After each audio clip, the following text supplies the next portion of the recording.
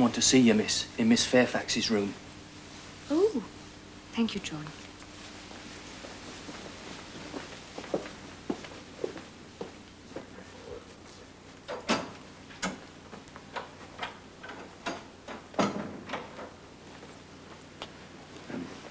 I dare say you hardly remember me, miss, but my name is Leven.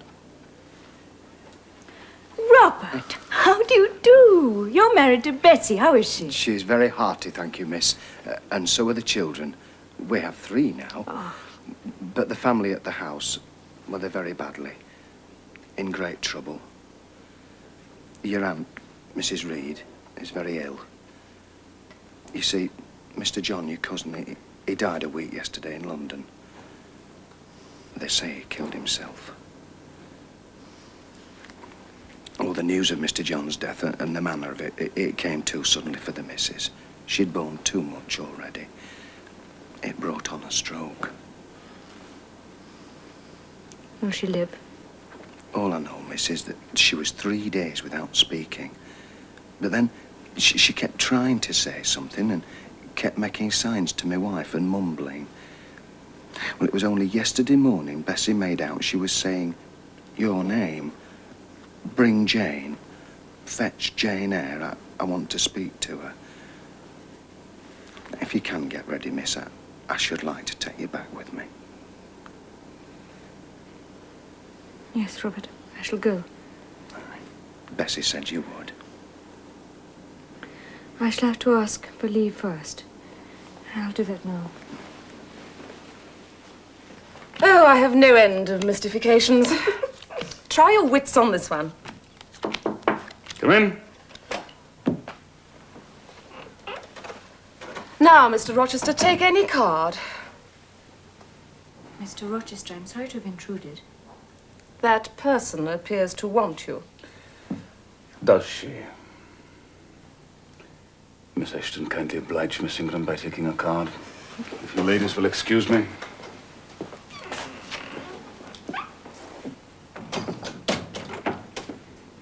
Well, Jane? If you please, sir, I want a leave of absence for a week or 2. And what to do? Where to go? To see a sick lady who has sent for me. What sick lady? Where does she live? At Gateshead, sir. Well, that's 100 miles off. Who may she be that she sends for people to see her at that distance? Her name is Reed, sir, Mrs. Reed. Reed of Gateshead. That was a Reed of Gateshead, a magistrate. It is his widow, sir. Mr. Reed was my mother's brother. It's miles off. Yes, sir, but I shall go. How long will you stay? As short a time as possible. Well, promise me you'll only stay a week. I had better not give my word. I might be obliged to break it. But you will come back. You won't let them persuade you to stay there. I will, of course, return if all be well.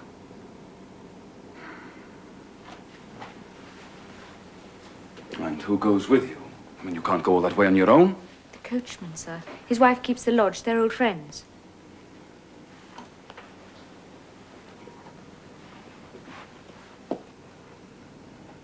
When do you wish to leave? As soon as I'm packed, sir. Well, you'll need some money. I've given you no salary. How much have you in the world, Jane?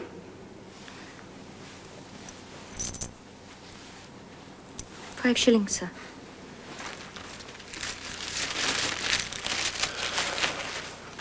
Here. It is £50, sir. You owe me but 15. I have no change. I don't want change. Right.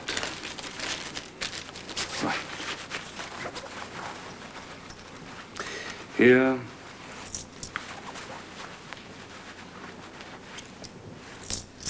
is 2, 3, 4, 5, 6, 8, 10. Is it enough? Yes, sir.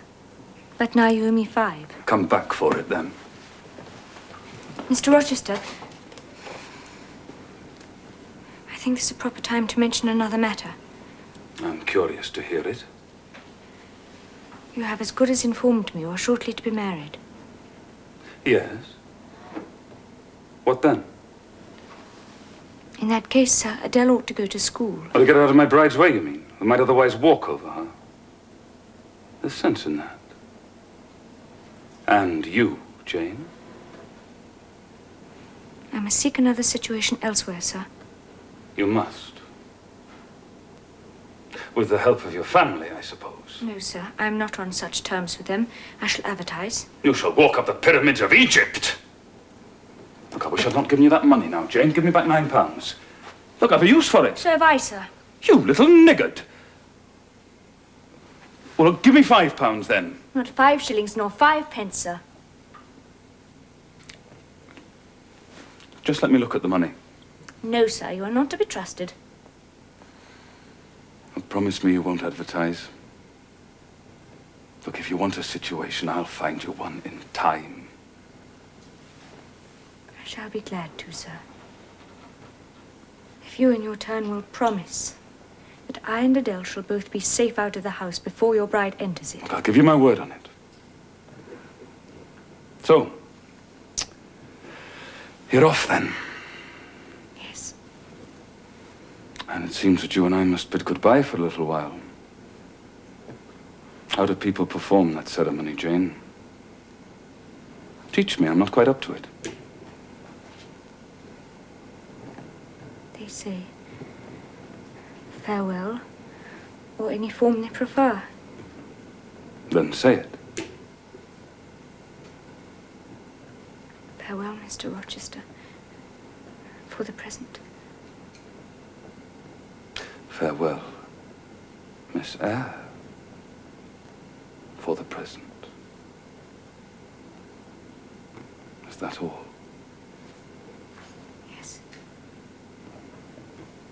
So, he'll do no more than say, farewell, Jane. It is enough, sir. Very likely. But it is blank and cool. Farewell.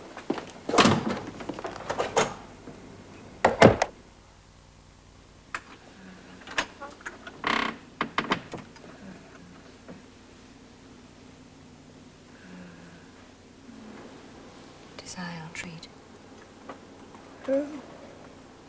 Who are you? Aunt? Who calls me aunt? Oh, I know you. You are like Jane Eyre. I am Jane.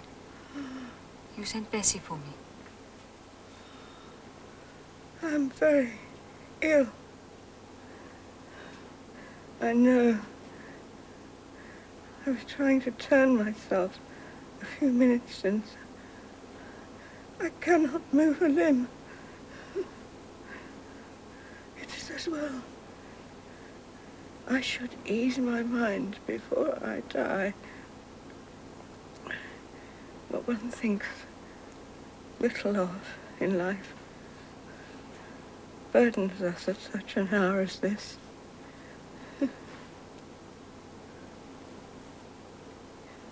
Is there no one in the room but you? We are alone, Aunt. Well, I have twice done you a wrong, which I regret now. One was in breaking the promise I gave my husband to bring you up as my own child. The other, anyhow, perhaps it is of no great importance. I may get better.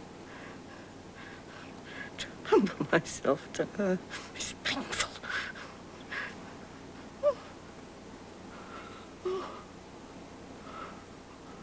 Well,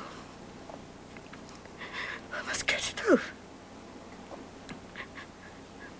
Eternity is before me. I had better tell you.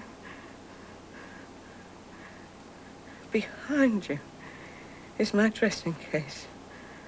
Open it. You will see a letter there.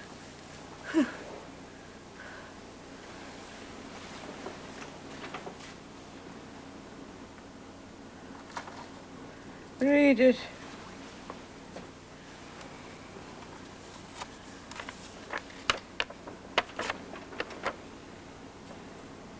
Madam, will you please have the goodness to send me the address of my niece, Jane Eyre, and tell me how she is. It is my intention to write shortly and desire her to come to me at Madeira. Providence has blessed my endeavors to secure a competency, and as I am unmarried and childless, I wish to adopt her during my life and bequeath her at my death whatever I may have to leave. I am, Madam, yours very faithfully, John Eyre, Madeira.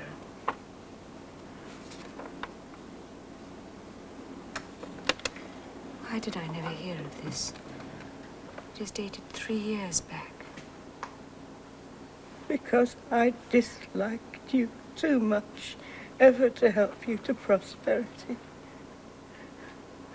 I could not forget your conduct, Jane, when you turned on me in such fury and declared that you abhorred me worse than anybody in the world. You frightened me. Oh, baby, some more. Oh, my case.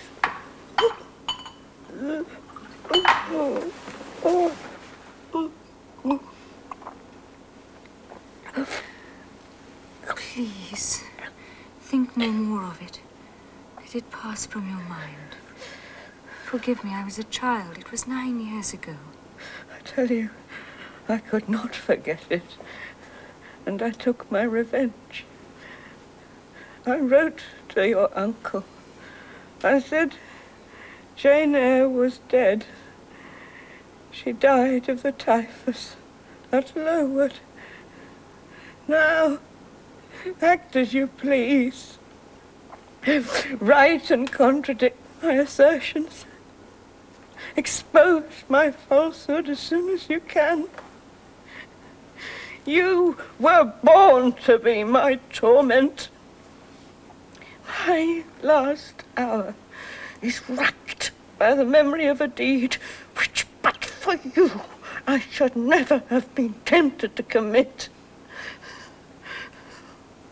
If you could be persuaded to think no more of it, Aunt, and to regard me with kindness and forgiveness.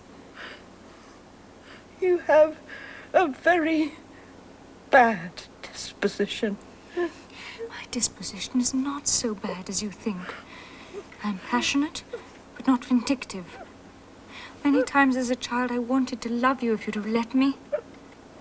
Don't bend over me. You oppress me. Ah.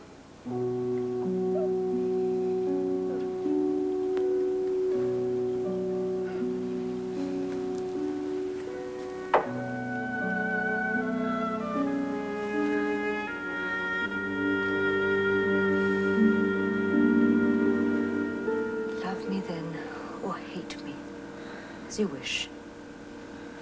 You have my free and full forgiveness. Ask now for gods and be at peace. Bessie! Bessie, she's in a stupor!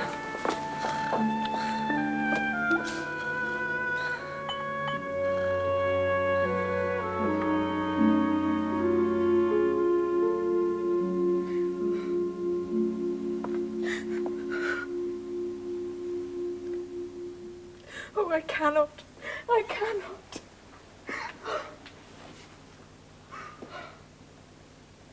With her constitution, she could have lived to a good old age. Her life was shortened by trouble.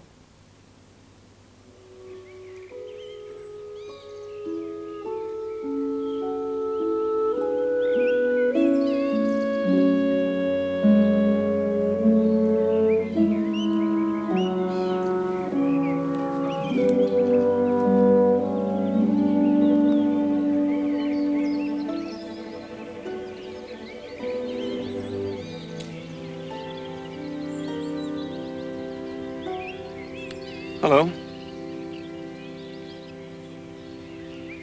There you are.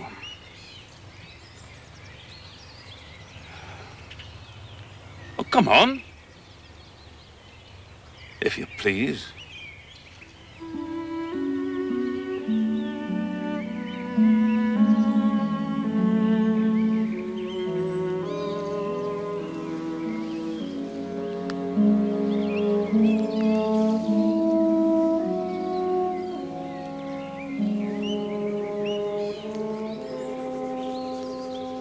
And this is Jane Eyre.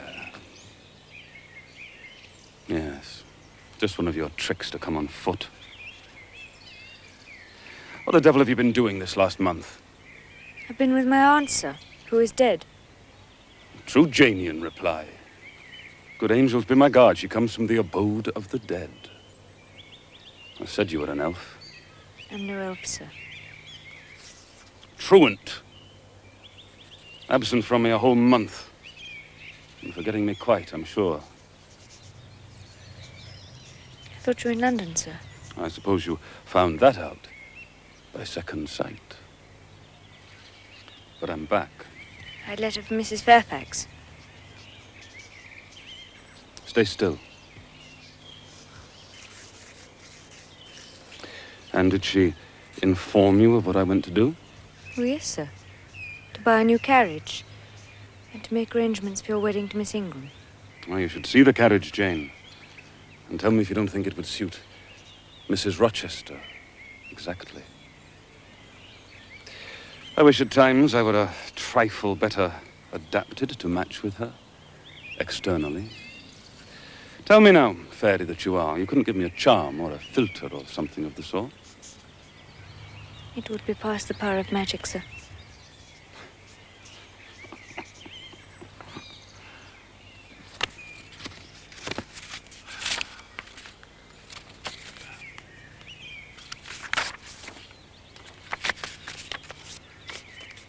Off with you, then. Go and stay your weary little wandering feet at a friend's threshold.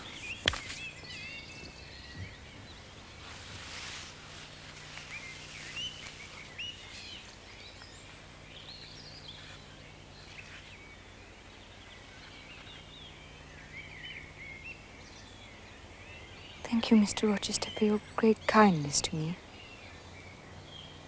I'm strangely glad to be back again. Wherever you are is my home. My only home.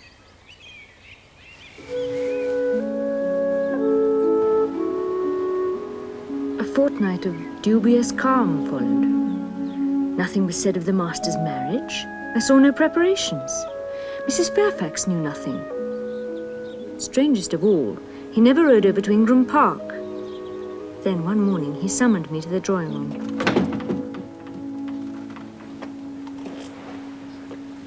Sit down. Now, Jane, Thornfield is a pleasant place, is it not? Yes, sir.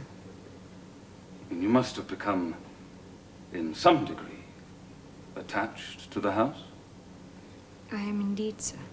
And to that foolish little child, Adele. Even to simple Dame Fairfax. I have an affection for them both, sir. And would be sorry to part with them? Yes, sir. Pity. It's always the way. No sooner are you settled in a pleasant resting place than you must rise and move on. Must I leave Thornfield, sir? Yes, I'm sorry, Jane. I believe indeed you must. I shall be ready when the order comes, sir. It is come now. Then you are to be married. Exactly. Precisely. With your usual acuteness, you have hit the nail straight on the head. Soon, sir?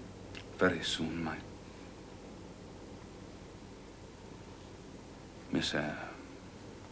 And you'll remember, the first time I intimated that I intended to take Miss Ingram to my bosom, you said, with that discretion I admire in you, that you and little Adele had better trot forthwith. I shall seek another situation immediately, sir. In a month, I hope to be a bridegroom. In the interim, I will myself look out for employment for you. I'm sorry to put you to any kind of trouble. No need to apologize. You've done your duty well. You have a sort of claim upon me. Indeed, I had heard of a situation that may suit. The 5 daughters of a Mrs. Dionysius O'Gall in Western Ireland. Ireland? Oh, you like Ireland, I think. They're very warm-hearted people there, they say. But it is so far away. From what? Well, from England and from Thornfield. And? From you, sir.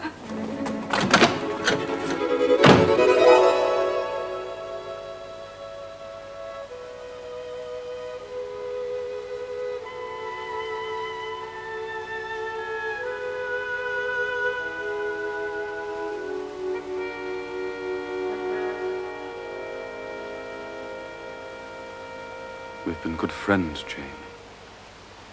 Have we not? Yes, sir. And then we shall sit together in peace tonight. Even if we should be destined never to do so again. It's a long way to Ireland. I'm sorry to send my little friend on such weary travels, but if I cannot do better, how's it to be hoped?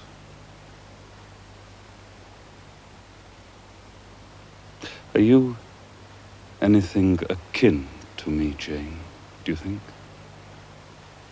Because I have a strange feeling with regard to you. Especially when you're near to me as now. And if that boisterous channel and 200 miles of land come broad between us, I'm afraid some cord of communion will be snapped. Then I shall take to bleeding inwardly. As for you, you'd forget me. That I never should, sir. Do you hear the nightingale singing in the wood? Listen. I wish I'd never been born. I wish I'd never seen Thornfield. No, because you're sorry to leave it? I love Thornfield. I love it because in it I've lived a full and delightful life. Not been trampled upon. I've talked face to face with what I reverence, with what I delight in. I've known you, Mr. Rochester. It strikes me with terror and with anguish to be torn away from you forever. I see the necessity of departure, and it is like looking on the necessity of death. Now, where do you see the necessity? You have placed it before me. Miss Ingram, your bride. My bride? What bride? I have no bride. You will have. Yes, I will. Then I must go. No, Jane. You must stay. I swear it. I tell you, I must go. Do you think because I'm poor, obscure, plain and little, I'm soulless and heartless? I have as much soul as you and full as much heart. And if God had blessed me with some beauty and much wealth, I would have made it as hard for you to leave me now as it is for me to leave you.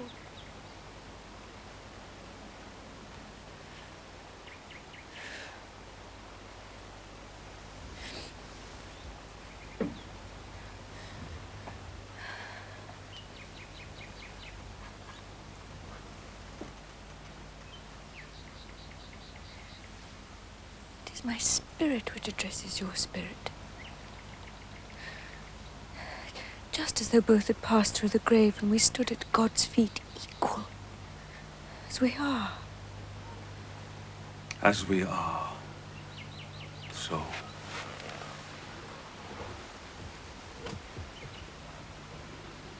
So, Jane. You are a married man, or as good as married. Married to one inferior to you, whom I do not believe you truly love. I would scorn such a marriage, therefore I am better than you. Let me go. Jane, don't struggle so like a wild, frantic bird. I am no bird. I am a free human being with an independent will, and I shall leave you. It is your will that shall decide your destiny. I offer you my heart, my hand, and a share of all my possessions.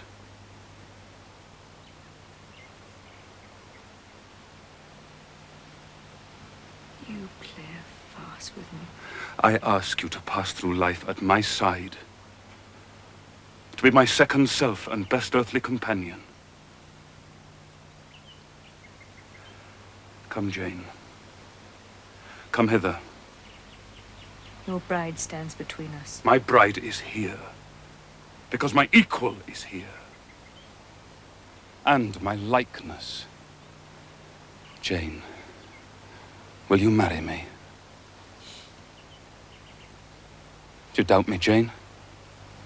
Entirely. You have no faith in me? Not a whit. Am I a liar in your eyes? What love have I for Miss Ingram? None, and that you know. What love has she for me? I shall never marry that mercenary. You strange, you almost unearthly thing. I love you as my own flesh. I entreat you. Accept me as your husband. Jane, I must have you for my own. Entirely my own. Will you be mine? Accept me. Marry me. Mr. Rochester, let me look at your face.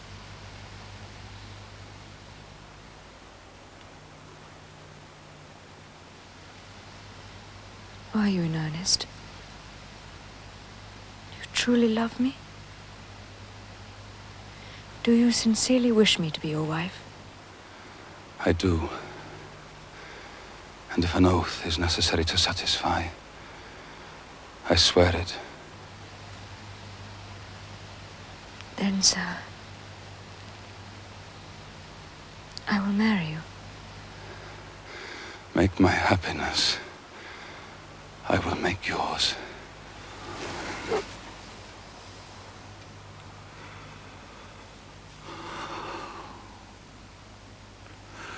God pardon me, and man meddle not with me.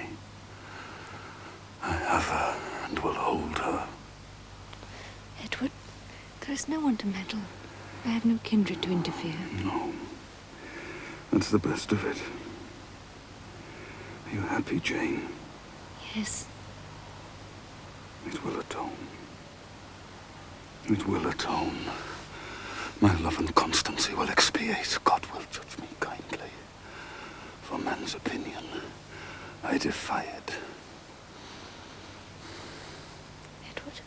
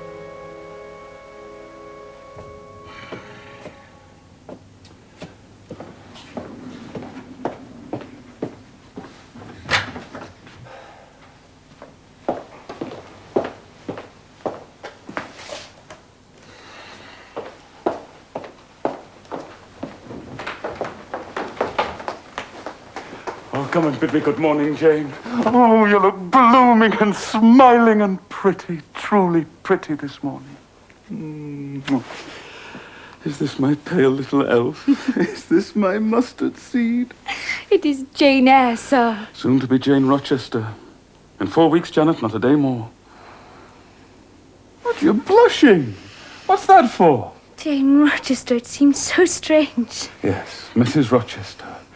Edward Fairfax Rochester's girl bride. Human beings never enjoy complete happiness in this world. I'm no exception. It's a daydream. Which I can and will realise. I wrote this morning to my banker in London to send me certain jewels he has in his keeping. I shall pour them into your lap. No. I shall hang diamond chains around your neck. Oh, please do not speak to me as though I were a beauty. I am your plain Quakerish governess. You are a beauty in my eyes. And I shall make the world acknowledge you a beauty. And then you won't know me. I shan't be Jane Eyre any longer. I don't speak to you as though you were handsome, though I love you dearly. Too dearly to flatter you.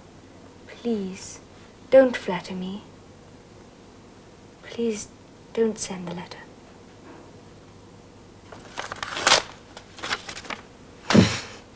But you must ask me for something else.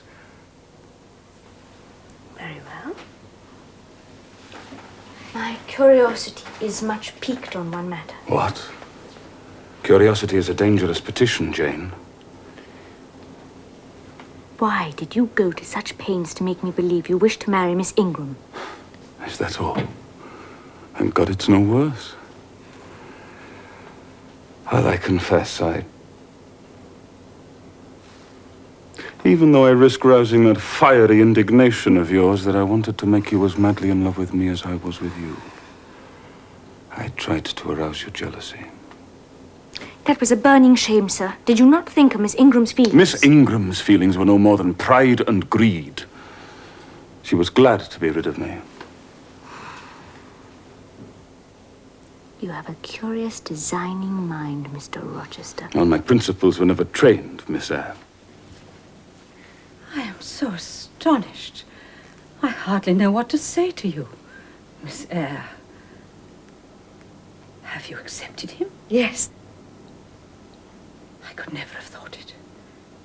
He means to marry you? He tells me so. Well, it passes me. Well, no doubt it is true, since you say so. There are 20 years of difference in your ages. He might almost be your father. Oh, no, indeed, Mrs. Fairfax. And no one who saw us together would suspect it for an instant. Mr. Rochester looks as young and is as young as many men at 25. Is it really only for love he is marrying you? Oh, I'm sorry, I do not wish to grieve you. But you are so young and so little acquainted with men. I wish to put you on your guard. Against what, Mrs. Fairfax? In this case, I do fear that there may be something found different to what either you or I expect. Why? Am I a monster? Is it impossible that Mr. Rochester should have a sincere affection for me? No, I dare say he is fond of you. But gentlemen in his station are not accustomed to marry their governesses. There have been times when, for your sake, I have been a little uneasy at his marked preference, and have wished to put you on your guard. But I did not like to suggest the possibility of wrong. Wrong. Mrs. Fairfax, we are marrying. Last night, I cannot tell you what I suffered when I saw you coming in with him at such a late hour. It is enough that all was right. I hope all will be right in the end.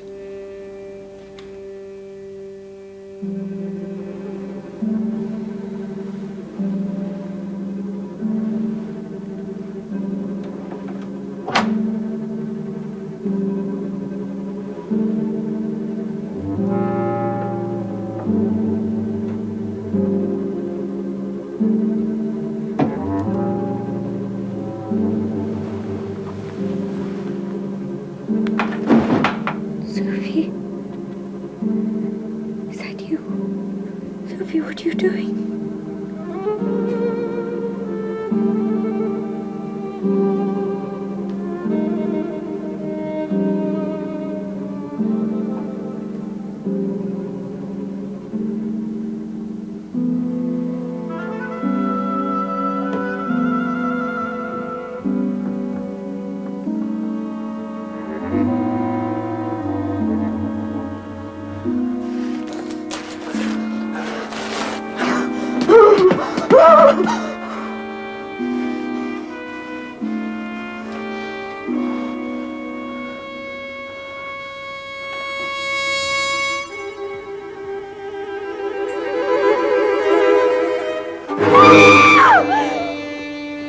I can tell you, it was not Grace Poole. It was nothing but a creature of your imagination.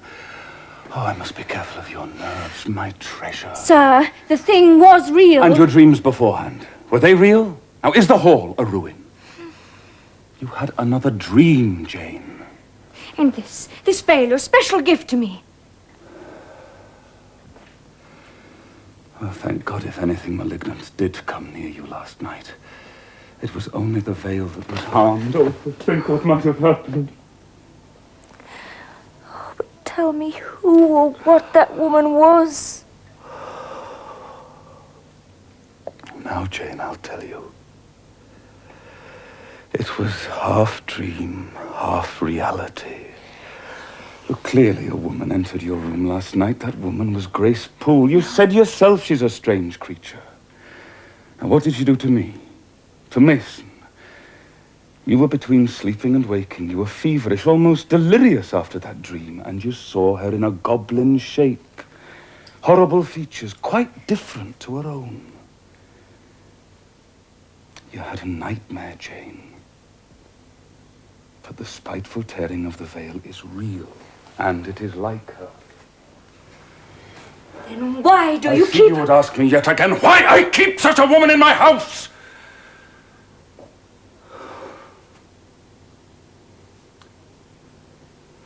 When we are married a year and a day, I will tell you.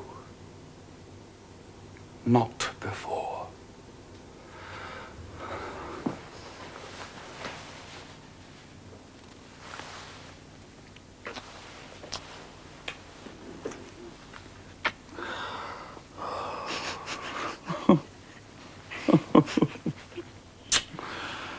Are you satisfied?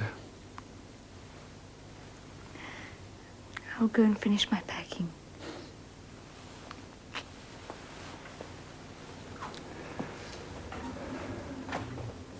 Oh, wait. Doesn't Sophie sleep with Adele in the nursery? Yes, You'd better share it with them tonight, Jane. I will do so gladly. And lock the door on the inside. Sleep well. No nightmares tonight, dearest. Dream of happiness.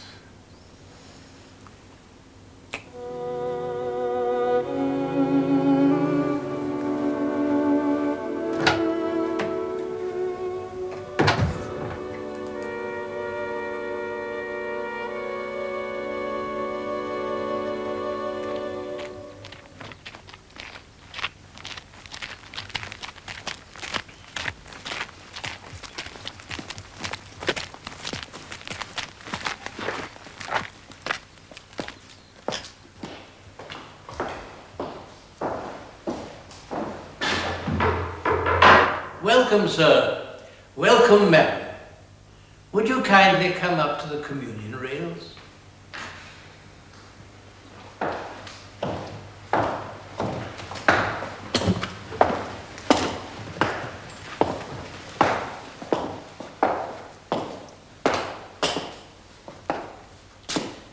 This is a most happy occasion.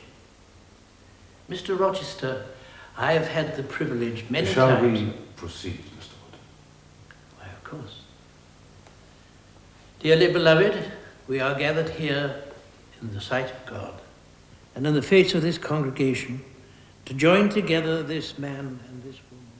Just cause why they may not lawfully be joined together, let him now speak, or else hereafter ever hold his peace.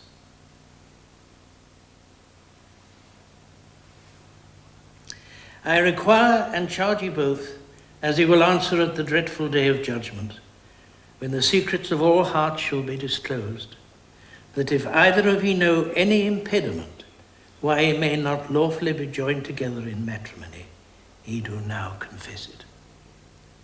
For be ye well assured I declare the existence of an impediment.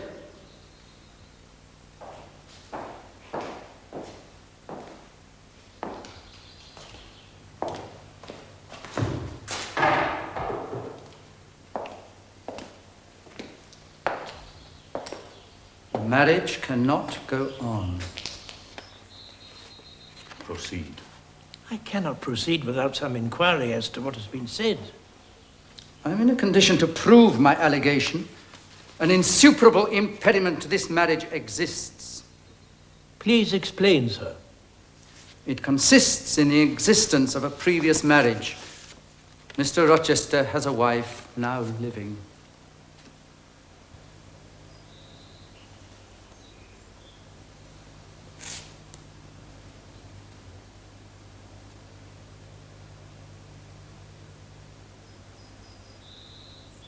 Who are you? My name is Briggs. I am a solicitor of Gray's Inn, London. And you would thrust on me a wife? I affirm and can prove that on the 20th of October, 1820, Edward Fairfax Rochester of Thornfield Hall was married to my sister, Bertha Antoinetta Mason, daughter of Jonas Mason, merchant, and of Antoinetta Mason, his wife, a Creole, at St. Michael's Church, Spanish Town, Jamaica. A record of the marriage will be found in the register of the church. A copy is appended to this statement. Signed, Richard Mason. That, if a genuine document, may prove I have been married, it does not prove the woman therein mentioned as my wife is still living. She was living 3 months ago. How do you know? I have a witness to the fact, whose testimony even you, sir, will scarcely controvert. Produce him or go to hell. Have the goodness to step forward, sir.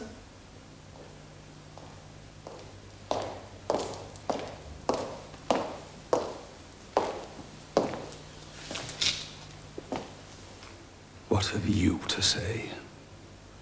Edward, please understand. I again demand, what in the devil's name have you to say? Mr. Rochester, do not forget you are in a sacred place. Sir, Mr. Rochester may have been married, but are you quite sure that his wife is still living? She is in Thornfield Hall. Impossible. I've served this parish for many years. I've never heard of a Mrs. Rochester at Thornfield Hall.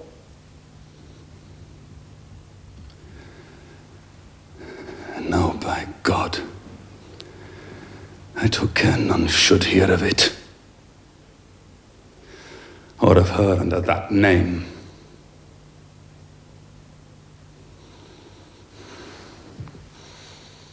Wood, close your book. Take off your surplice. John Green, leave the church. There will be no wedding today. Come, all of you. Follow me.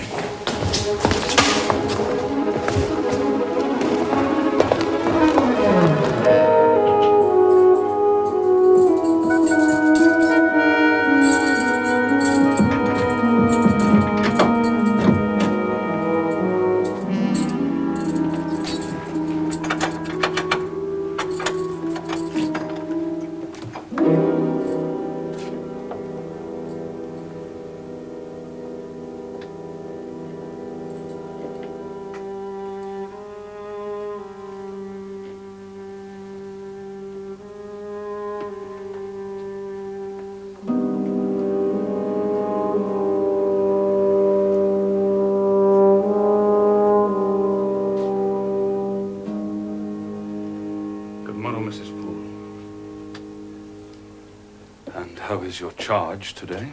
Oh, a tolerable today, sir.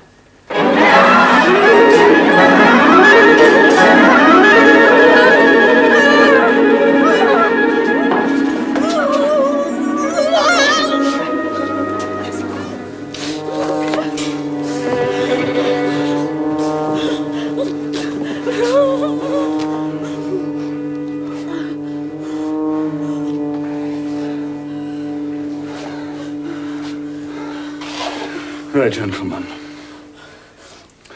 There you see my lawful wedded wife. Look at her. Look at her!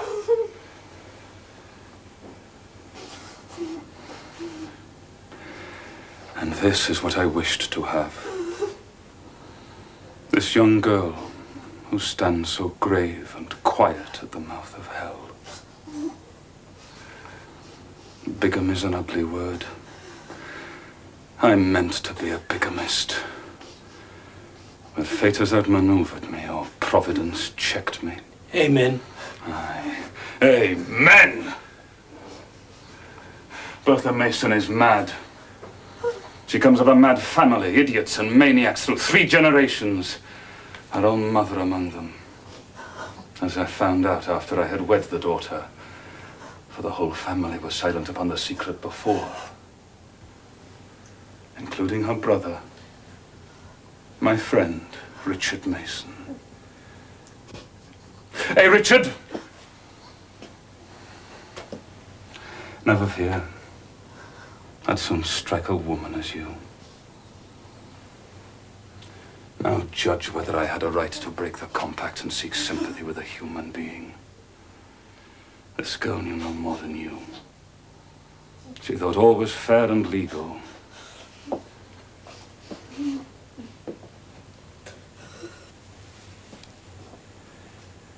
She never dreamt she was going to be trapped into a feigned union with a defrauded wretch. Now judge me. And remember with what judgment ye judge, ye shall be judged. Off with you now. I must attend to my wife.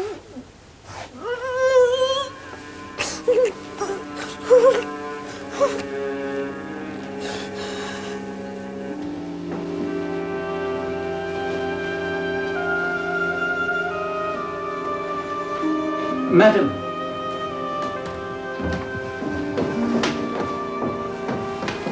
Madam, you are of course cleared from all blame.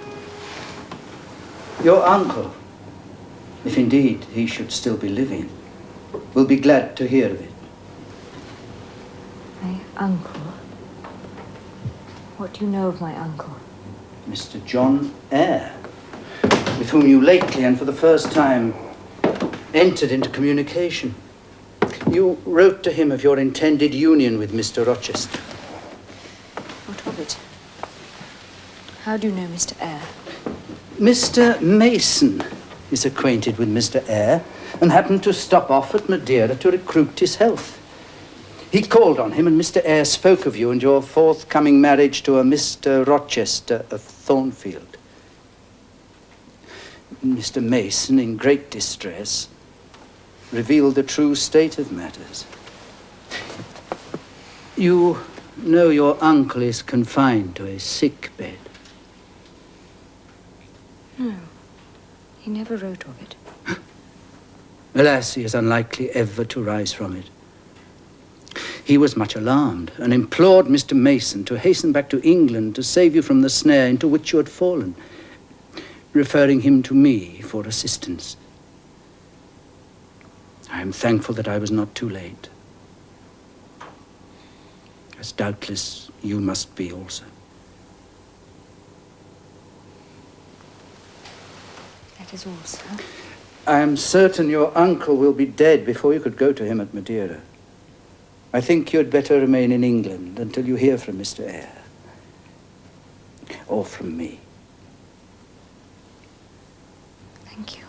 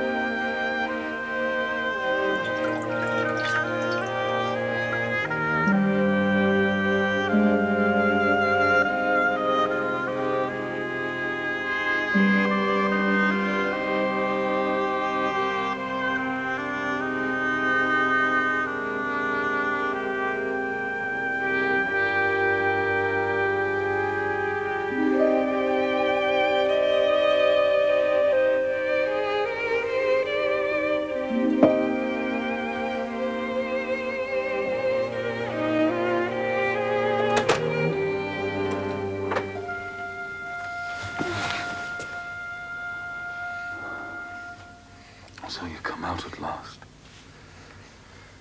I've been waiting for you long enough.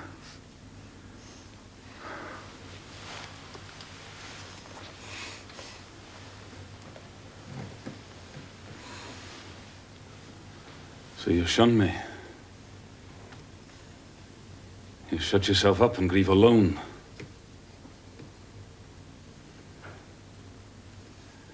And rather you'd upbraided me with vehemence. You're passionate. I expected a scene. I was prepared for the hot rain of tears. But I wanted them on my breast.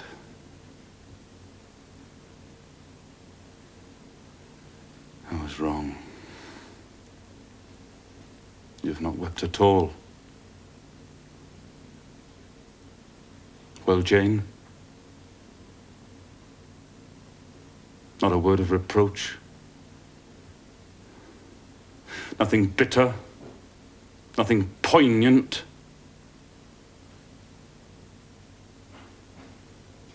Oh, Jane. I never meant to wound you thus. Would you forgive me? You know I'm a scoundrel, Jane. Yes, sir.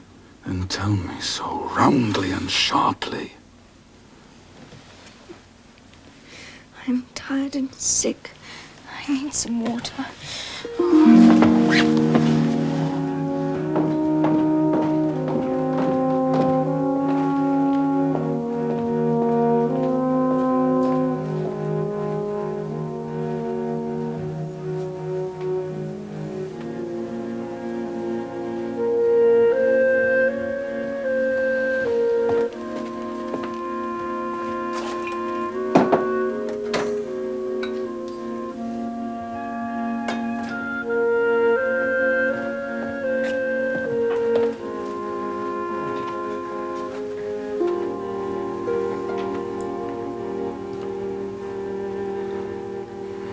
How are you now, Jane?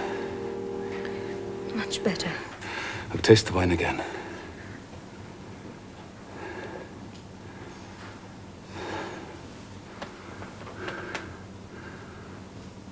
You won't kiss the husband of Bertha Mason? No.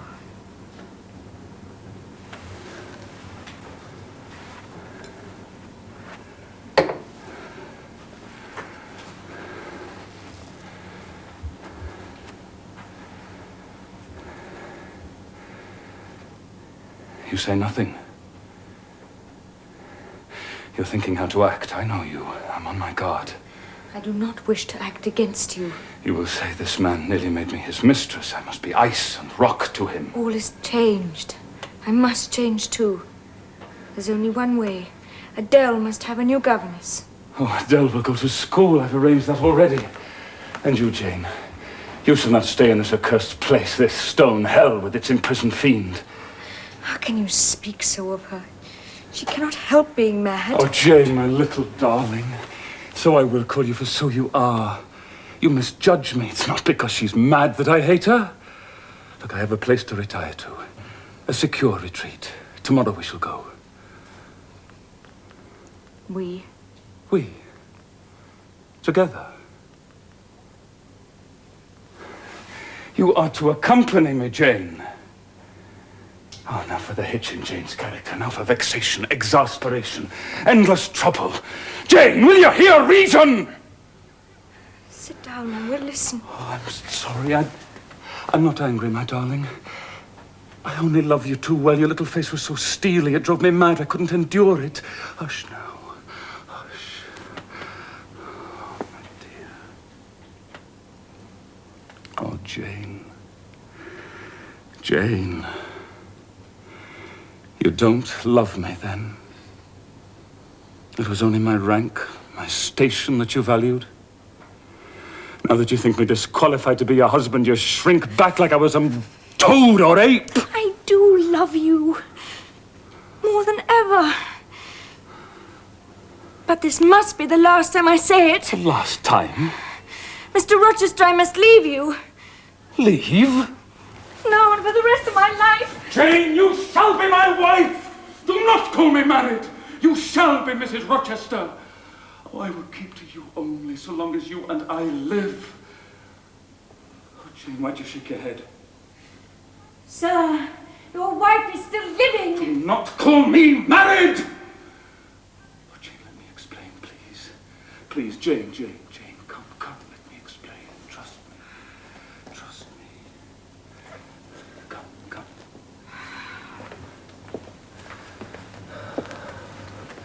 Come, sit down. Sit.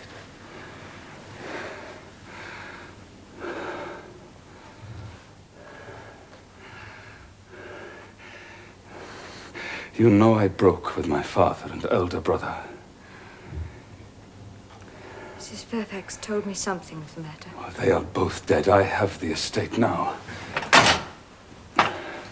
But they begrudged me a farthing when I was young. They sent me out to Jamaica, and unknown to me, arranged my marriage to this woman. She was handsome then.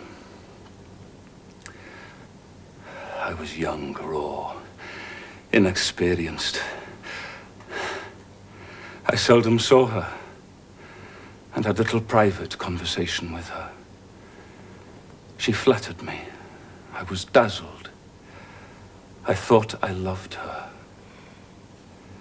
A marriage was achieved almost before I knew where I was. Then she revealed herself. Drunken, foul-mouthed, unchaste, disgusting.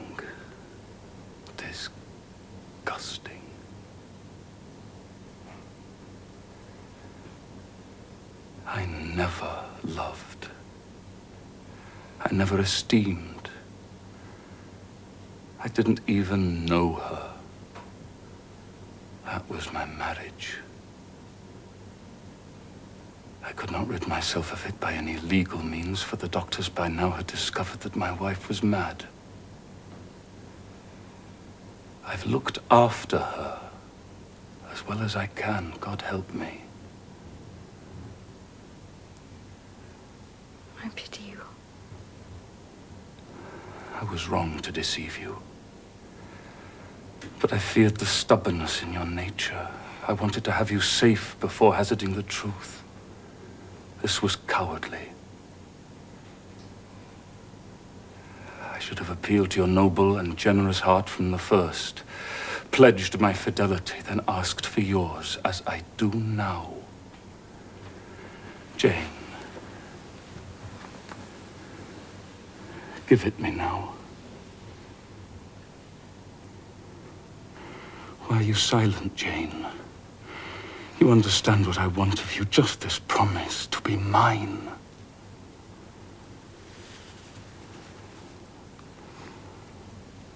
I cannot be yours.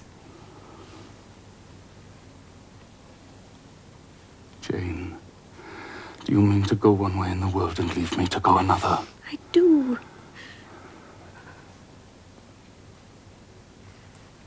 Do you mean it now? I do. And now? I do. Oh, Jane, this is bitter. It is wicked. It would be wicked to obey you.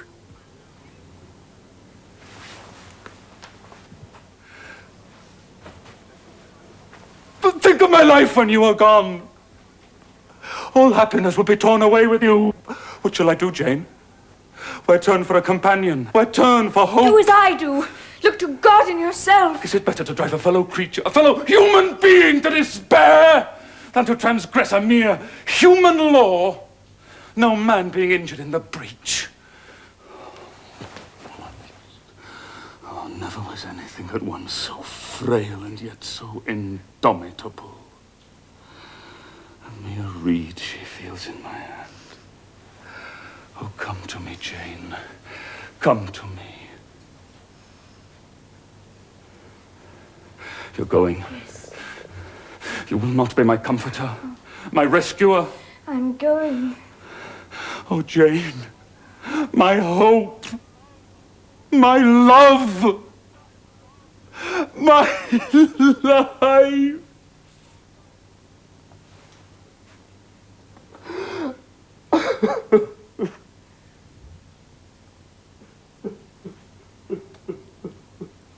God bless you.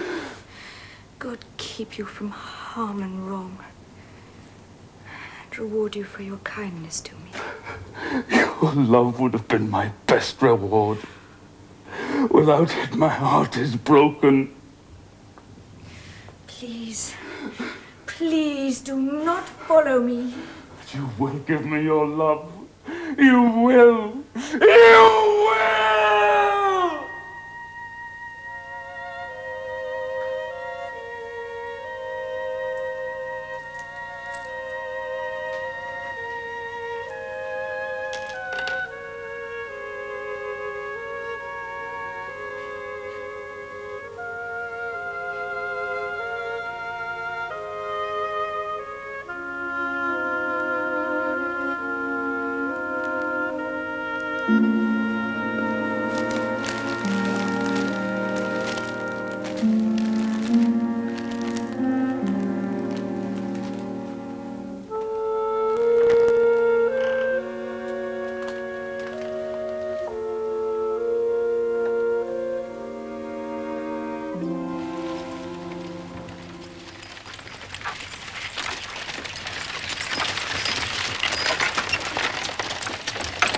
Where are you going? Oh, Blossom. Where is that? It's a fair long way.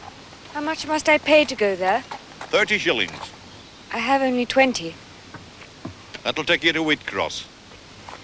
Thank you. Get in.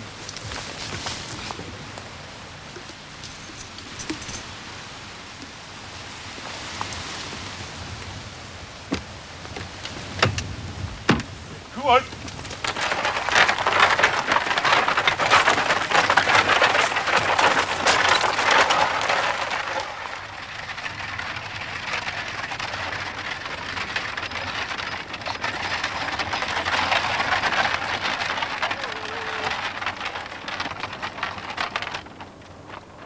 Whitcross.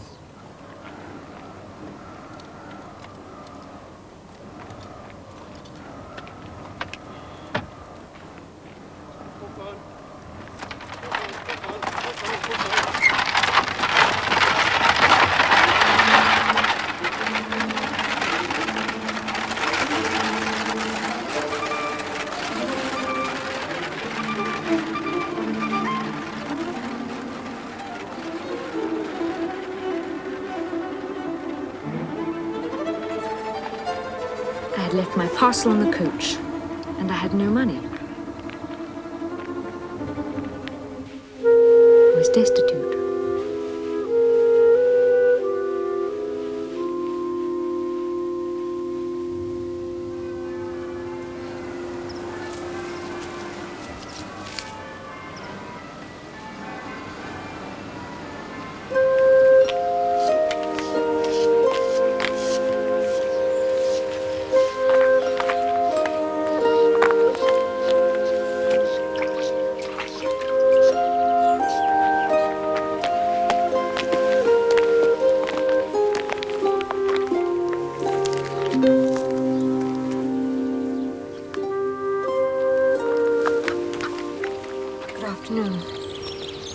Is this the parsonage? Aye. Is the clergyman in? Nay. Will he be home soon? Nay, his father's died and he'll most likely be away a fortnight, or even more. Is there a lady of the house? Yeah, I keep house here, and I've note for charity. Thank you. Excuse me for disturbing you. But is a servant wanted here, please?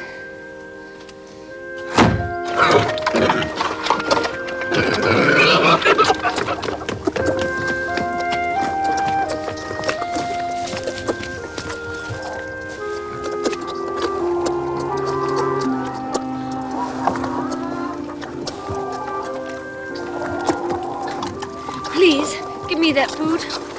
Mother, there's a beggar woman here who wants me to give her my porridge. Well, lass, give it to her if pigs don't want it.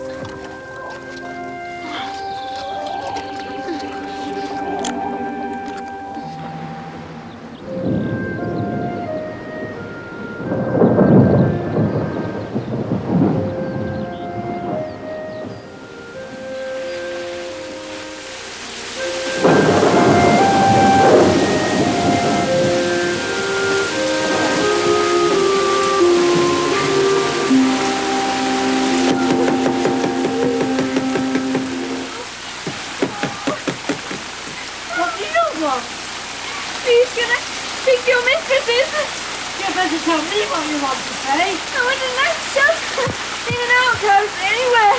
Across the bread. I'll give you some bread, but we can't take it and take it. Where shall I go if you turn me away? Here's a penny. Now go. Please, I can go no further. Don't close the door, please, don't. Stop pushing. The rain's coming in. Oh. You're not what you want to be. You might have housebreaking with you for all I know. What is it, Hannah? Who is Some she? beggar woman. You must die, God,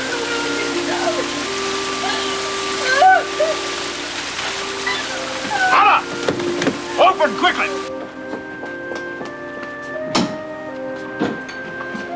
Oh, Mr. St. John, your sisters were quite uneasy about you. That beggar woman tried to force her way in. Be off with you, for shame. Hannah, I have a word to say to the woman. You have done your duty in excluding. Now let me do mine. This is a strange case and one I must look into. Here, sit down. Hannah, perhaps some water. No, some milk and a little bread. Fetch some. Oh, she's worn almost to nothing. Not too much at first. She is too unwell. What is your name? My name is Jane. Jane Elliot. And where do you live? Where are your friends? Can we send for anyone you know? What account can you give of yourself? So I can tell you nothing tonight. What then do you wish me to do for you? Nothing. You mean you want nothing more of us than that we may dismiss you to the moor in the rainy night? I trust you. You would not do that to a stray dog tonight. Do with me as you wish.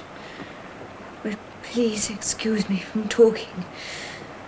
My breath is short and I feel a spasm when I speak. Do try to eat. Yes, try. Mary, Diana, let us go to the parlour. Hannah, attend her. Come.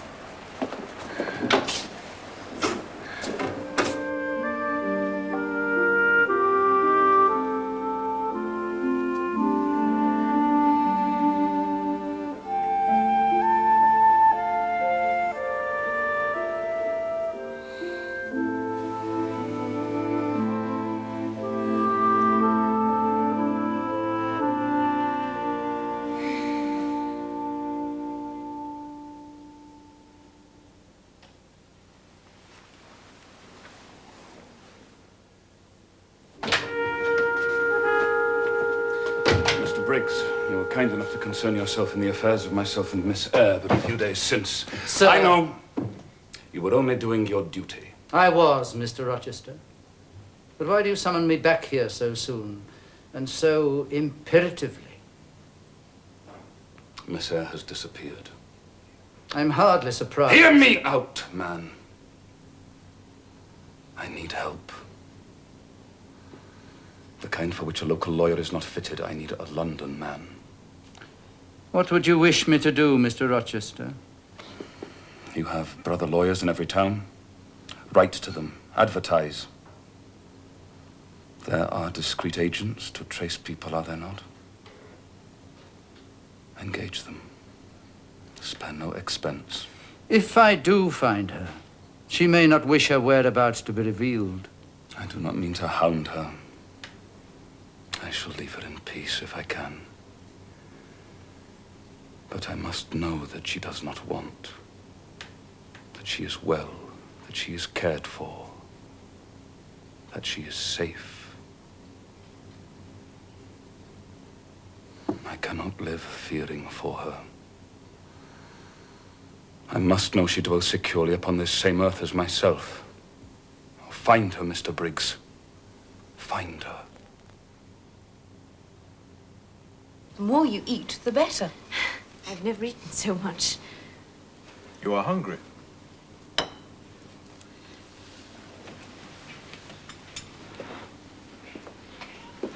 trust I will not eat long at your expense, sir. No. have told us where your friends are. We can write to them, and you may be restored to home. I must be plain, sir. That is beyond my power. I am without home or friends. A most singular position. You wear no ring. You are a spinster. Why, St. John, she cannot be above 17 years of age. I'm near 19. No, I'm not married. You're too inquisitive, St. John. I cannot help you if I know nothing about you. I want only to be put in the way of some work I can do, to earn the bare necessaries of life. I will aid you in that to the best of my powers, but Oh, don't make her talk any more, St. John. One can see that she's not yet fit for excitement. Come and sit here, Miss Elliot.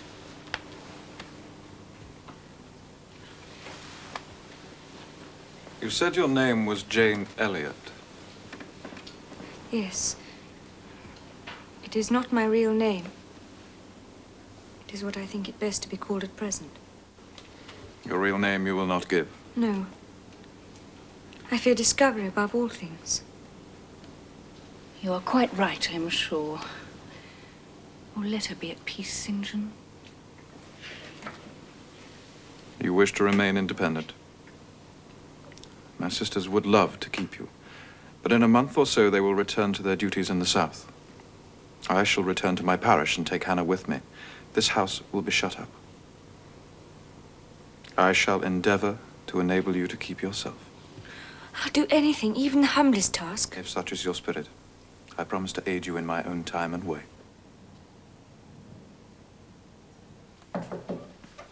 Come in.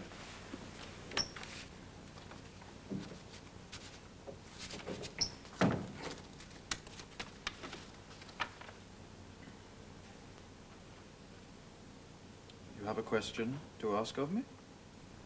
If I may. I am anxious to know whether you have heard of any service I can undertake. I found something for you 3 weeks ago, but you seemed so useful and happy, and my sisters are very attached to you. I thought I would not speak until the time came for us to leave Moor House. But that is in only 3 days' time. Yes. What is the engagement you have in view, Mr. Rivers? Morton, when I came to it 2 years ago, had no school. The children of the poor had no hope of progress. I have since established a boys' school, and I now mean to open one for girls.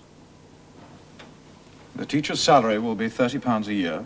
She will have a small cottage and some attendance from a needy child. The funds are provided by Miss Oliver. Will you be this teacher? Thank you, Mr. Rivers. I accept with all my heart. But you comprehend me. It is a village school. The scholars will only be poor girls, farm children at most. What will you do with your mind, accomplishments, sentiments, tastes? They will keep until they're needed. You know what you undertake, then? I do. I will open the school next week, if you like. Very well. So be it.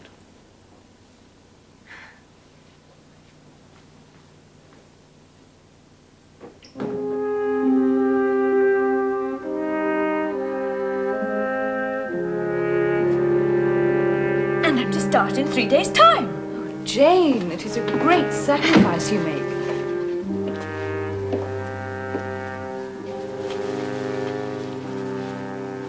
Our Uncle John is dead. And what then? What then, Di? Why, nothing. Read.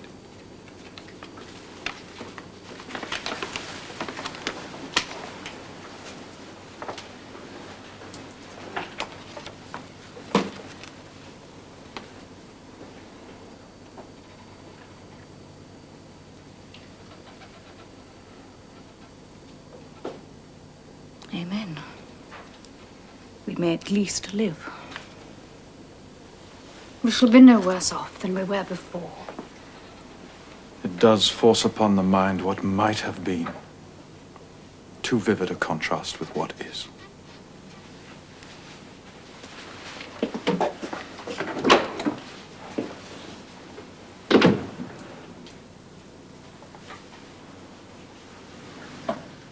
Oh, Jane. You must wonder at us and our mysteries. We may seem hard-hearted over the death of an uncle, but we've never seen him. It was by his advice that my father lost most of his money.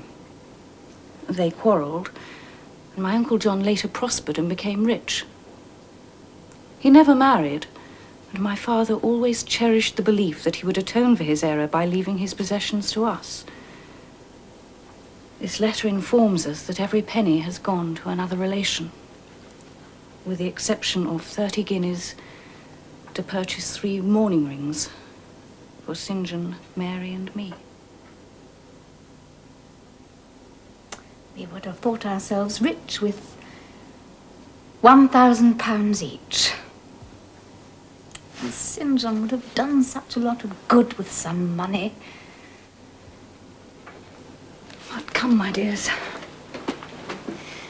Let us be cheerful before our parting.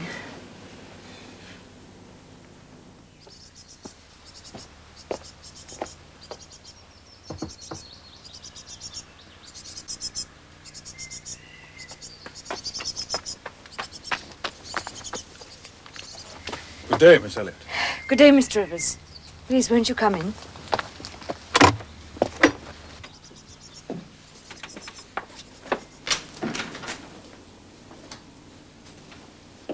Have you found your first day's work harder than you expected? Oh, no, on the contrary. May I make you some tea? No, I have only brought you a little parcel my sister's left for you. Some colour box, pencils and paper, I think. Thank you. How good of them. But perhaps your accommodation is not all I see has made me thankful. Good. Miss Elliot, I counsel you very firmly to resist every temptation to look back. Why do you say that? I see something in your eyes. It is a restlessness. You will not stay long at Morton. Why? I'm not ambitious. No? I know I am. What made you use the word? I was speaking of myself. You are, forgive the word, impassioned. It is hard to control the workings of inclination. I know from experience, but it may be done. A year ago, I was intensely miserable. The dull duties of the ministry wearied me to death. I longed for excitement, for some distinguished career. But after much darkness and struggling, light broke upon me. I have resolved to be a missionary. I have vowed within a year to leave Europe for the East.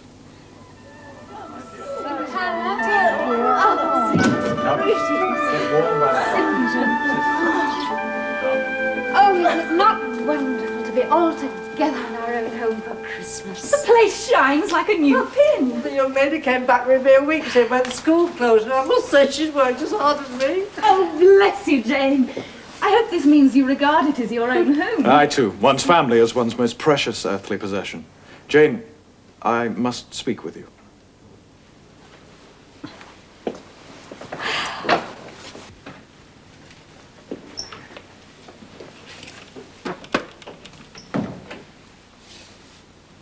Jane, come and sit by me.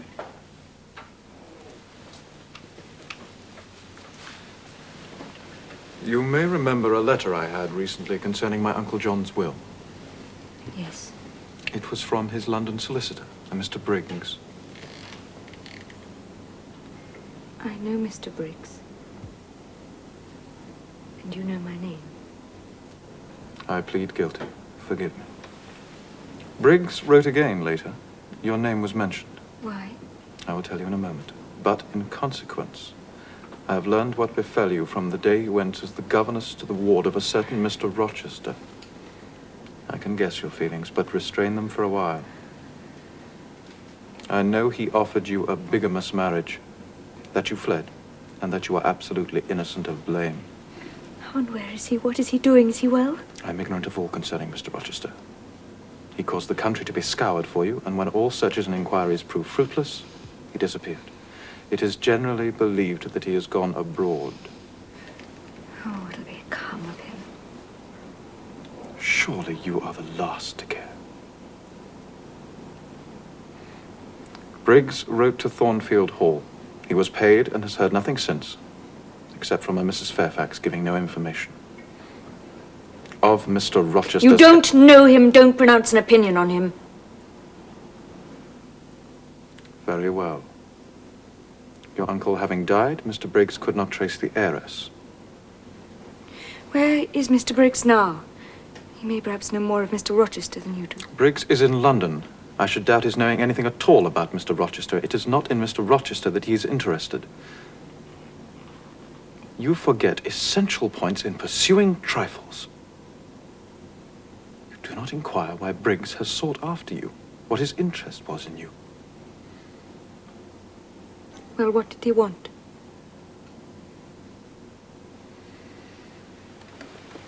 Merely to inform you that your uncle, Mr. Eyre of Madeira, has died, that he has left you all his property, and that you are rich, an heiress. Heiress? Your uncle left you £20,000.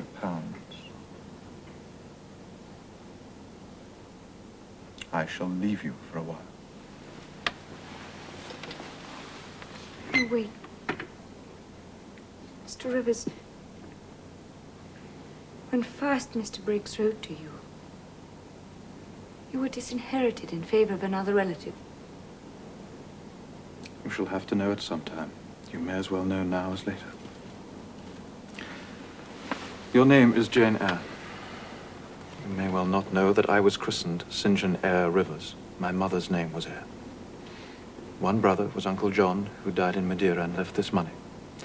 The other brother was a poor clergyman who died, as his wife did, many years ago. I know your whole story. Then your mother is my father's sister. Undeniably. We are cousins. Yes, we are cousins. Oh, I'm glad. You are an odd girl. You remained quite serious when I told you had got a fortune. And now, for a matter of no moment, you are excited. It may be of no moment to you. You have sisters. I had nobody. And now I have 3 relatives. Oh, I'm glad. But now you've given me too much to take in. I must be alone. Think. Please stay. I'll go to my room. Oh, we'll have so much to talk about.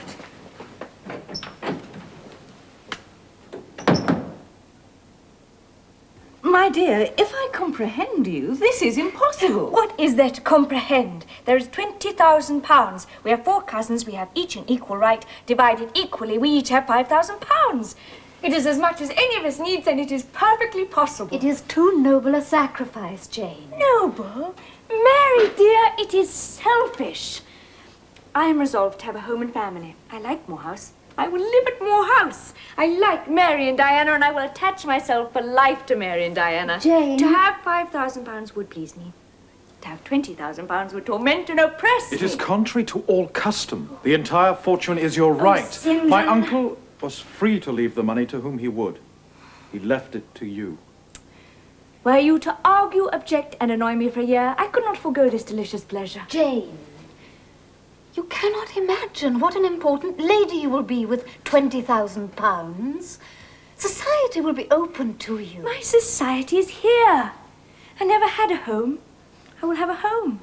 I never had brothers and sisters, and I must and will have them now. We cannot take advantage. Say again, you'll be my brother. I will be your brother. No buts. I will stay at the school till we find a new teacher, and then I will return here to my family. Say what you will, my purpose is fixed.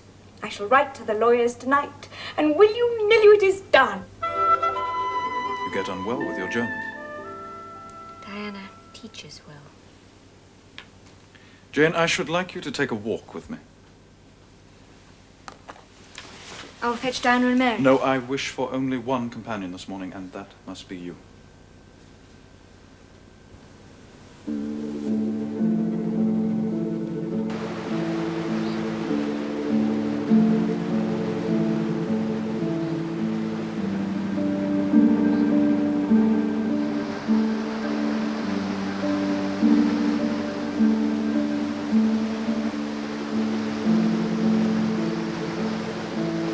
We shall rest here a while, Jane.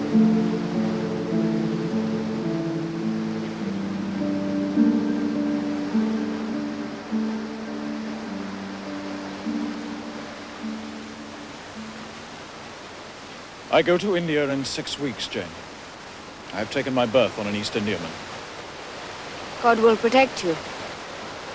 Jane, come with me to India. Come as my helpmeet and fellow laborer. Oh, St. John, have some mercy. God and nature meant you for a missionary's wife. You are formed for labor, not for love. I have no vocation. Nothing speaks or stirs within me when you talk. Cease to mistrust yourself. I can trust you unreservedly. You must give me some time to think. Very willingly.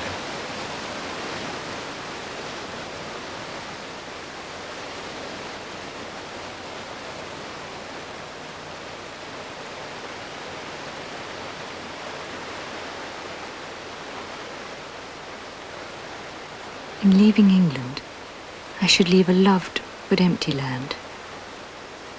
Mr. Rochester was no longer there. And even if he were, what could that ever be to me?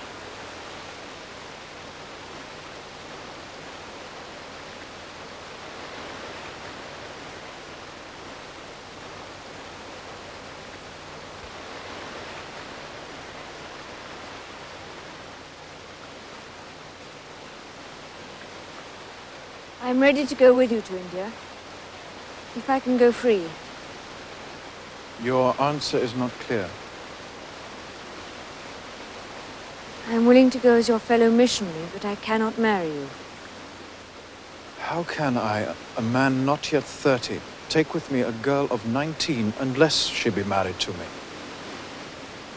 I want a wife, a sole helpmeet I can influence in life, and claim obedience from, and retain absolutely until death.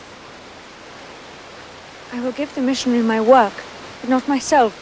Do you think God would be satisfied with half an offering? Oh, I will give my heart to God. You do not want it. We must be married. Enough of love would follow upon marriage. I scorn your idea of love. I scorn the counterfeit sentiment. Yes, St. John, and I scorn you when you offer it. Forgive me, you stung me to speak unguardedly. I shall urge you no further at present. Tomorrow I leave for Cambridge to say goodbye to old friends. I shall be absent a fortnight. Take that time to consider my offer. If you reject it, it is not me you deny, but God. Dear brother, we've almost quarreled.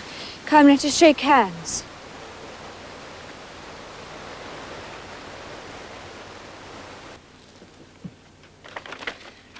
Thank you for coming so far, Mr. Briggs. Oh. And Mr. Rochester, is he well? I have no information whatever about him. I've written twice to Mrs. Fairfax and have had no reply from my letters. I believe she has left Thornfield. Miss Eyre, you know I made an extensive search for you on Mr. Rochester's behalf. Yes. It is an irony that I only found you after he had vanished to heaven knows where. He may return to Thornfield at any time. Would you wish me to write and tell him that I found him? No, Mr. Briggs, that must not be.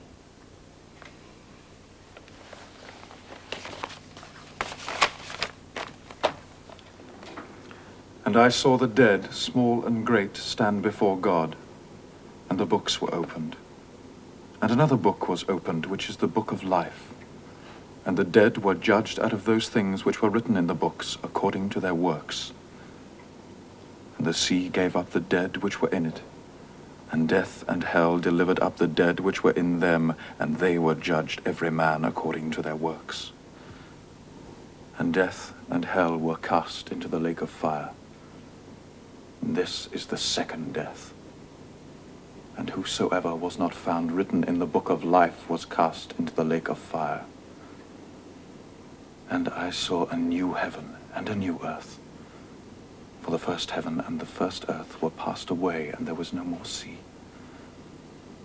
And I, John, saw the holy city, New Jerusalem, coming down from God out of heaven, prepared as a bride adorned for her husband.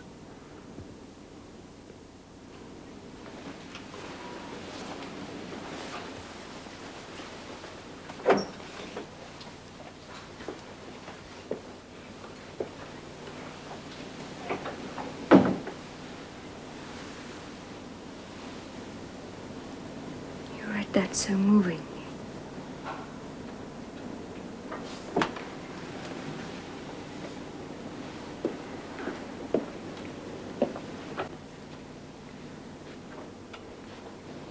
Could you not think again? Could you not decide now? I could decide. I was sure it were God's will that I should marry you. I could vow to marry you here and now, come after what may. My prayers are answered.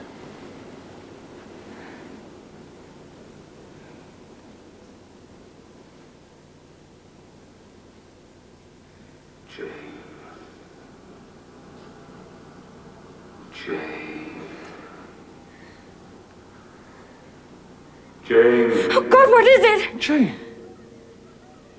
Jane. Oh, we're coming! Wait for me! I'm coming! My love, wait for me! I'm coming! Where are you? Where are you?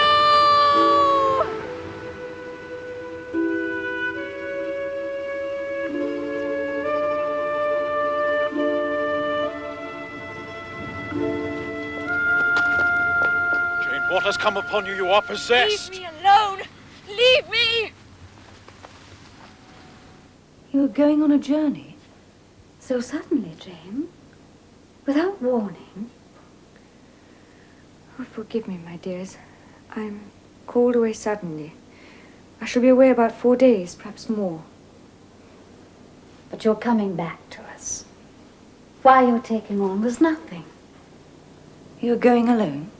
Yes, it is to see or hear news of a friend about whom I've been uneasy for some time. Oh, Jane, you look very pale. Are you sure you feel well enough to travel? Nothing ails me but anxiety of mind, which I hope my journey will dispel. Oh, Diane, I cannot tell you any more of the matter, not now. I'm sorry, forgive me. This is your home, Jane. You're free to come and go as you please. To go and come back, you mean? Oh, Jane, come back to us soon, please.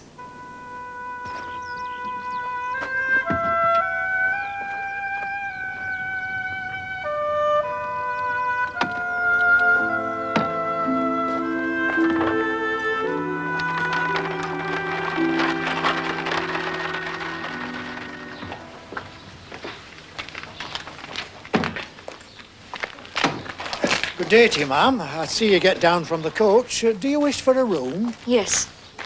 No. How far is Thornfield Hall from here? Just 2 miles across the fields yonder. I'm going there soon in the chaise, if you'd like me to take you.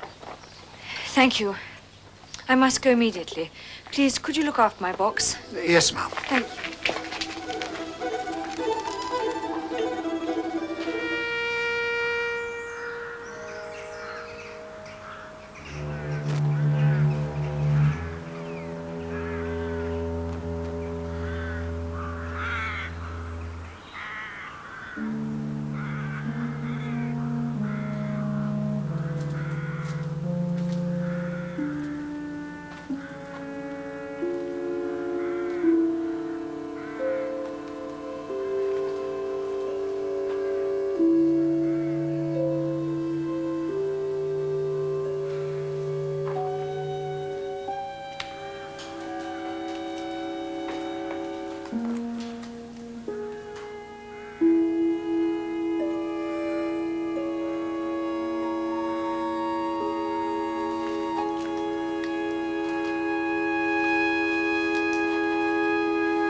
Ma'am? Is that the lady from the coach? I'm here. What has happened? What are you doing here? You was in such a rare state, ma'am. I was worried about you. I was coming this way, so I thought I'd take a look at the poor old hall. I thought you might like me to take you back to the inn. It is sad, ma'am, isn't it? I used to live here once as butler. Not in my time. You're a stranger to me. And you to me, miss. No, it was in the late Mr. Rochester's time. The late? Is he dead? I mean the present Mr. Rochester's father. You must have been away from these parts, ma'am, or you would have heard what happened last autumn. Oh, a dreadful calamity, ma'am. Everything gone. Everything burned. Before the engines could arrive from Millcourt, the whole building was one mass of flames. I witnessed it myself. Is it known how it started? Oh, they guessed, ma'am. They guessed. And the servants had a tale to tell. You are perhaps not aware, ma'am, that there was a lady, a lunatic, kept in the house. I have heard something of it. Well, a very queer thing happened a year since. A very queer thing. This lady, ma'am, turned out to be Mr. Rochester's wife. And there was a young lady, a governess at the hall, that Mr. Edward fell in love with. Never mind that, please. Tell me about the fire. Very well, ma'am. Well, it seems that upstairs in the lunatic's room, while her keeper was asleep,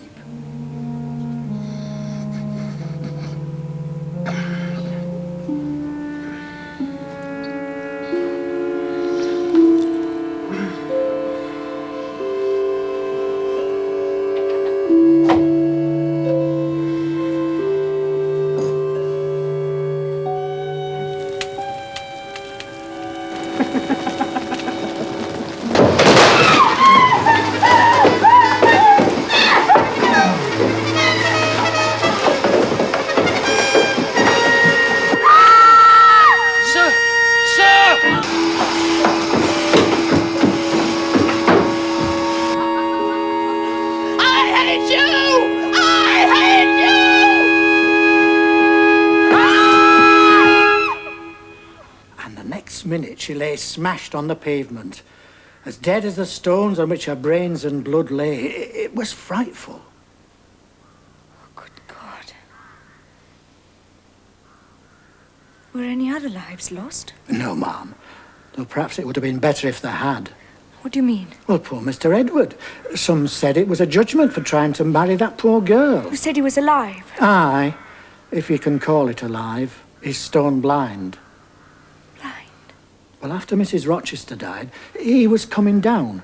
But there was a crash and he was taken out of the ruins. He was only just alive. Mr. Carter had to amputate one hand and one eye was lost. And the other so badly inflamed Mr. Rochester cannot see. He's a blind cripple. Where is he now? With old John and his wife at Ferndean, a house he has some 30 miles off. He's very broken down, they say. You came in your chaise. Yes, ma'am. Please take me to Ferndean. I will pay you well at once. Please, at once. Yes, ma'am.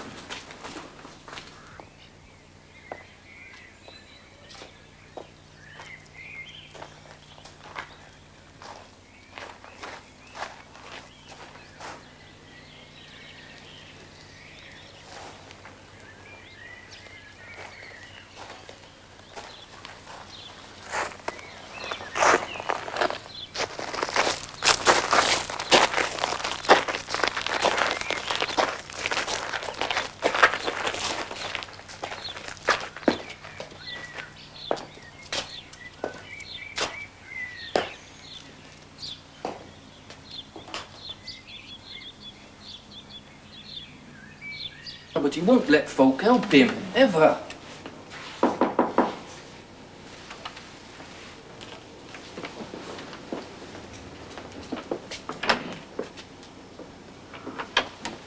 Mariah, how are you? And John, how are you? Well, not a word of welcome from either of you. I'm not a ghost, you know. Is there? Is it really you, miss? Come to this lonely place at this late hour. It is secluded, isn't it?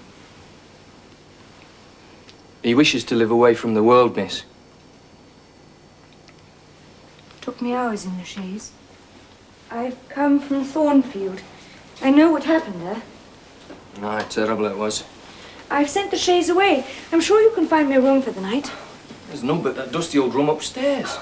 You can get up there with a broom, John, and light a fire. And I can make sure that Miss Eyre has dry sheets and a warm bed for the night. That's Master. When you go into your master, tell him there is someone who wishes to see him. But do not give him my name. I don't think he'll see you, miss. He refuses everybody. John, I left my box under the tree by the gate. Could you fetch it for me, please? It begins to grow dark.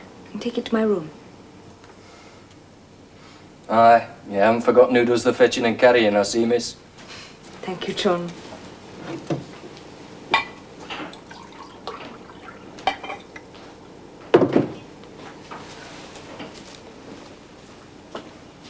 You're to send in your name and business. Is this what he rang for? Aye. He always has candles brought in at dark, though he's blind. I will take it into him. Oh, Lord, what will he say to me? It's the room at the end of the corridor, miss.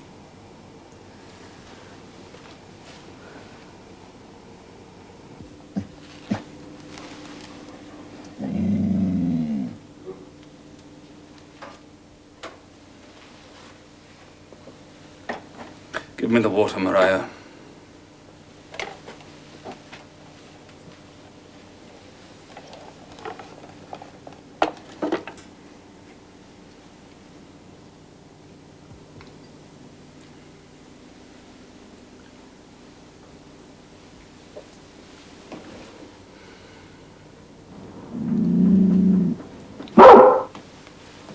What's the matter? Down, pilot.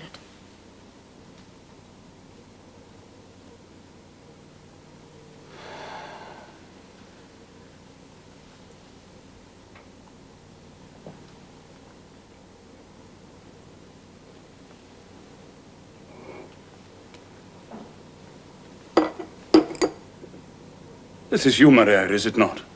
Mariah's in the kitchen. Who is this? Who is this? Who speaks? Will you take some more water, sir? I spilled half of what was in the glass. Who is it?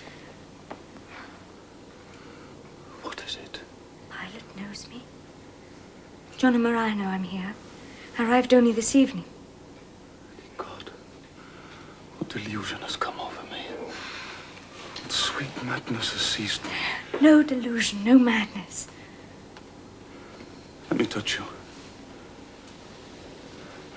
Her very fingers. The small, slight fingers. Is it you, Jane? What is it? This is her shape. And this her voice. She is all here, her heart too. Jane Eyre. Jane Eyre. I am come back to you. Such dreams I've had at night when I've clasped her to my heart as I do now and kissed her.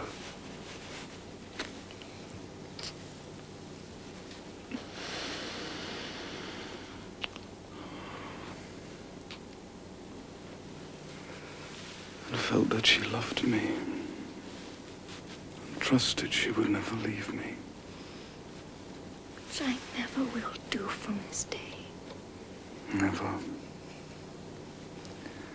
But I always woke and found it an empty mockery. Gentle, sweet dream. You will fly too.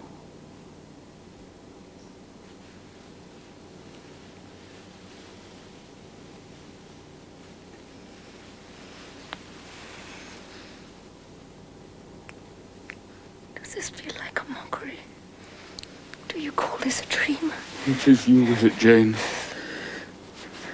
You are come back to me, then. I am. You don't lie dead in some ditch. Oh, shh. You're not a despised outcast among strangers. I'm an independent woman now. An uncle in Madeira died and left me £5,000. What, Janet? You're an independent woman.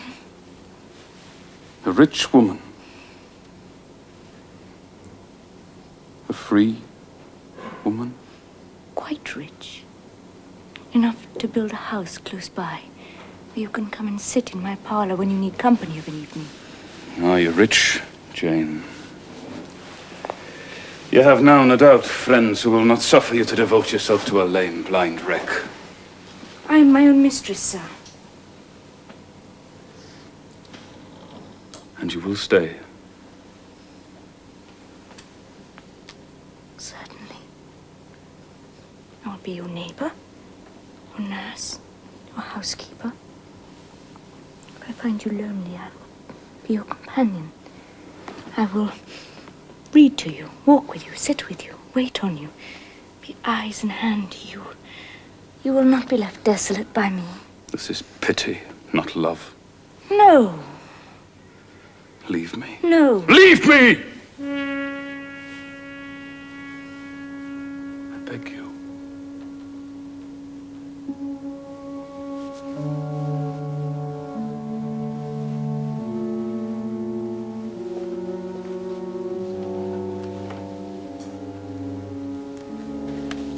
It was ever that way. I remember the time Mrs. Fairfax...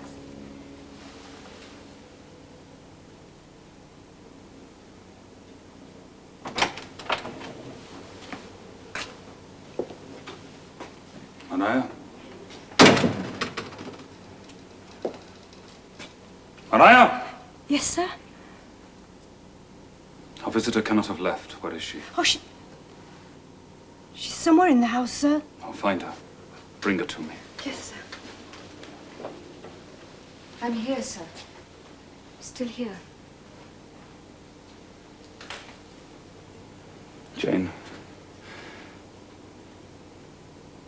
You must not go. I've touched you, felt you, hurt you. I cannot give up these joys. The world may think me selfish, but no matter. Very well, sir. 'Tis settled. Yes. But you understand one thing by staying, and I understand another. What do you say is my understanding, sir? You mean to wait on me like a kind little nurse?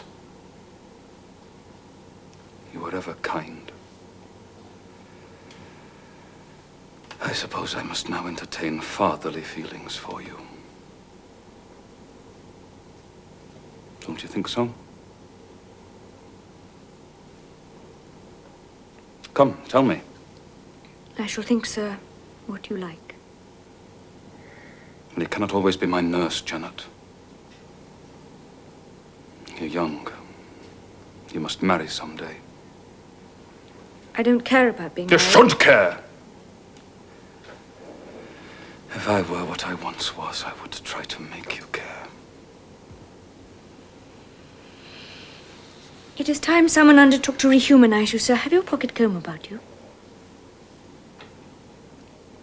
What for? Come, give it to me.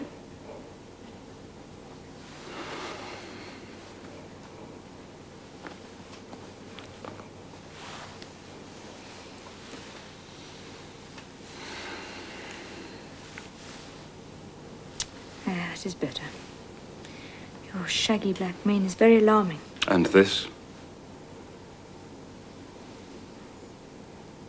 It is a pity to see it. A pity to see your eyes. A scar on your forehead.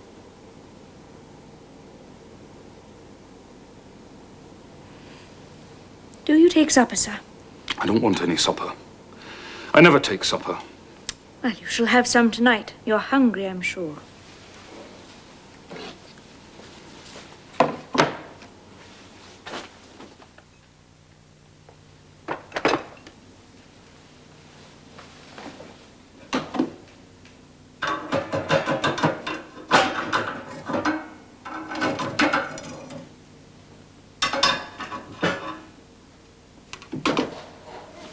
Yeah, that's better. Can you tell when there's a good fire? With the right eye, I can see a glow. Can you see the candles? Very dimly. Each is a luminous blur. Can you see me? No, my fairy. But I can hear you and touch you. Jane, I thought you'd be revolted by me. Did you? Am I hideous, Jane? Yes, sir. You always were, you know.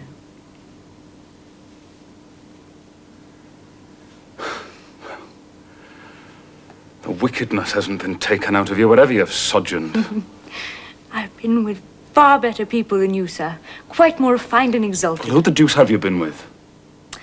You will not get it out of me tonight. You are far too tired. I will tell you tomorrow. A wicked changeling. Fairy born, yet human bred. Now I'm going to leave you. I've been traveling these last 3 days, and I too am tired. Good night, sir. Jane, were there only ladies where you've been? Good night, sir.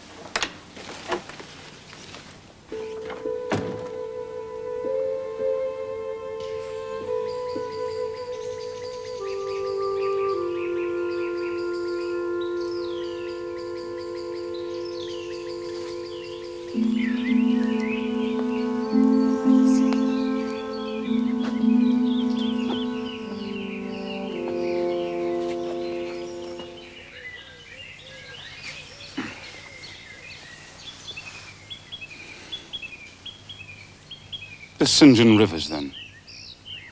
He's your cousin? Yes, sir. Did you like him, Jane? St. John is a very good man. I could not help but like him. Is he an able man? Truly able, sir. A thoroughly educated man? St. John is an accomplished and profound scholar, sir. His manners, I think you said they were not to your taste. Priggish and parsonic. I never mentioned his manners. But they are polished, calm, and gentlemanlike. His, appearance, I forget how you described his appearance. A raw curate, half strangled in a white neckcloth, St. John dresses well. He is a very handsome man. Tall, blonde, blue-eyed, and with a Grecian profile. Damn him.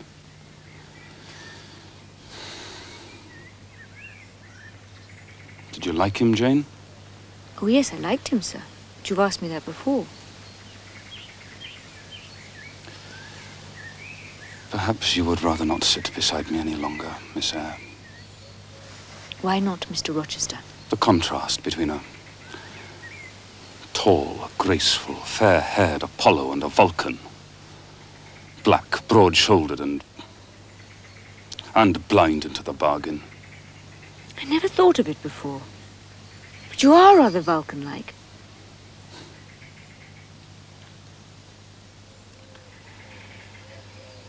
This man Rivers, he wanted to marry you.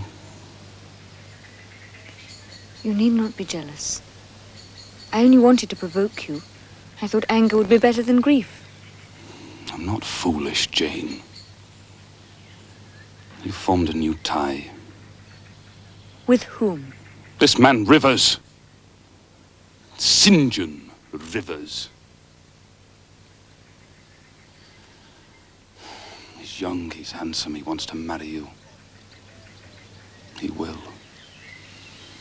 He does not love me. I do not love him. You of all people should know what that means. Jane, 4 days ago, last Monday, a singular mood came over me. One in which grief replaced frenzy. I was sitting in my room by the open window, and there broke involuntarily from my lips the words, Jane. Jane, Jane, Jane. You spoke the words aloud. I did. You'll think me mad. For a voice, I cannot tell whence it came, but I know whose it was, replied. It said, I'm coming.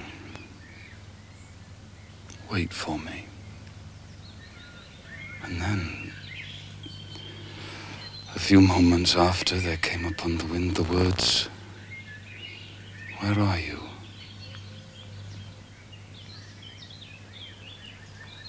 Jane, I don't want a nurse or a friend. I want a wife. Do you, sir? Yes. Is it news to you? No. Is it unwelcome news? That depends on circumstances, sir. On your choice. Which you shall make for me. I will abide by your decision. I leave the choice to you. Choose then, sir. Her who loves you best. I will at least choose her I love best. Jane, will you marry me? Yes, sir. A blind man who you'll have to lead about by the hand. Yes, sir. A crippled man, nearly 20 years older than you, who you'll have to wait on. Yes, sir.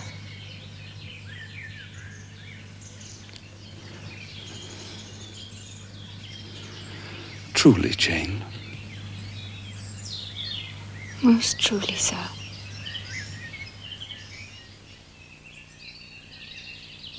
I have now been married 10 years. Within 2 years, Edward recovered the sight of one eye, just before our first child was born. I now know what it is to live for and with what I love best on earth. I am my husband's life as fully as he is mine. We are bone of each other's bone and flesh of each other's flesh.